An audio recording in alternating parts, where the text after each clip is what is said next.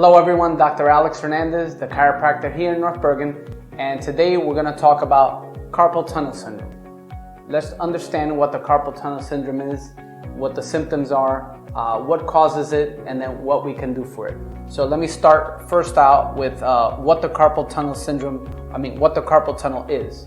And the carpal tunnel is basically the tunnel that is here at the wrist in this area, and it's called a tunnel because if we look in this image here, this is where the tendons and the nerves pass through, and you also have a ligament that's on top across in here, and it forms a tunnel. So what do you have crossing through here? Nerves, tendons, and again the ligament across.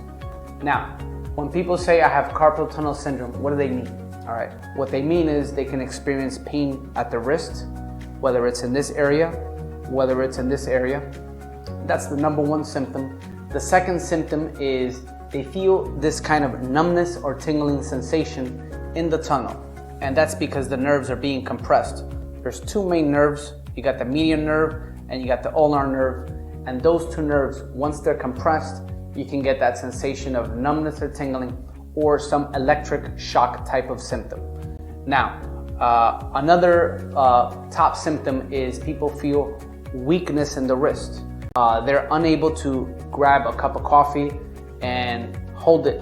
They're unable to turn or pull on a door. They can't pull a knob. They try to open a jar of, let's say, jelly or a mayonnaise jar, and they're unable to do it because they've lost the strength. Now, those are the symptoms that I hear most commonly when people experience carpal tunnel syndrome.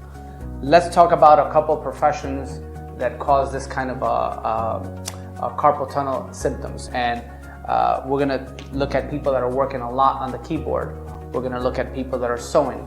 We're going to look at people that are doing any kind of repetitive stress. Some people that are that play guitars, they also experience this kind of thing.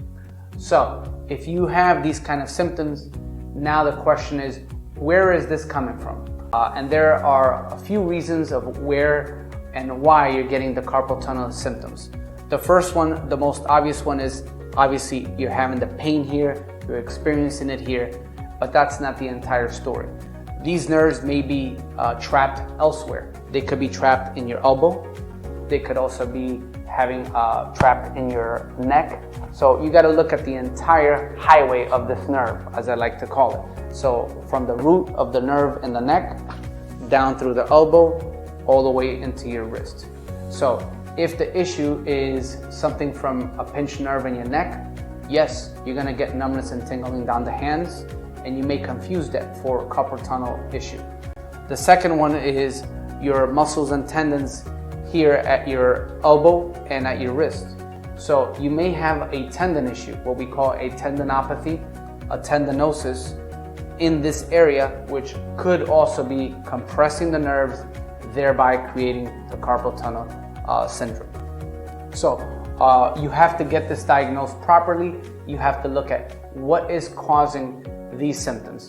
Another tool that we use here at the office is we have a grip strength machine, and what this machine does is we're able to measure the strength objectively through this machine. So we have you squeeze really hard. It gives us a reading, and we compare this on both sides. So we do the left side, we do the right side, we do it 3 to 5 times on each side, and we get an average. Most people that have carpal tunnel syndrome issues are unable to squeeze a good amount, left versus right or right versus left. So this is one of the instruments that we use.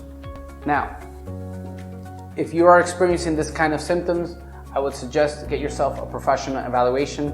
As chiropractors, we're trained in looking at the root cause of the issues. So it could be the problems in the nerves in the neck, it could be the entrapment at the elbow or at the wrist. All right, everyone. So there are certain professions that are gonna have a tendency to have more carpal tunnel syndrome-like symptoms. And the first one we're gonna look at here, this is somebody that does sewing for a living. So the sewing, you're pushing the material, you're trying to turn it, etc. That's going to create a definite carpal tunnel syndrome over a period of time. A second profession is the guitar player. So if you're a guitar player yourself, you might have experienced some of these symptoms, some of that wrist pain, and you just have to really learn how to play the guitar correctly. But in any event, there are certain positions that will create carpal tunnel syndrome. The next profession, very common in mechanics. So the car mechanics or airplane mechanics, whatever it may be, there has to be certain tools that are used in certain weird positions. I've heard stories putting transmissions, engines in, and of course you got to utilize a lot of force for certain things that can create that kind of problem. And the last profession that we have are the hairdressers, the hairstylists. There's a lot of use of scissors, the comb, the brush, etc. And again, it's over a period of time in crooked positions, which is going to create the carpal tunnel syndrome. So if you're experiencing carpal tunnel-like symptoms, the pain, the weakness, the numbness, or the tingling, feel free to call our office for a consultation. We'll give you an evaluation, and we'll also provide the most appropriate treatment plan for you. Thank you so much.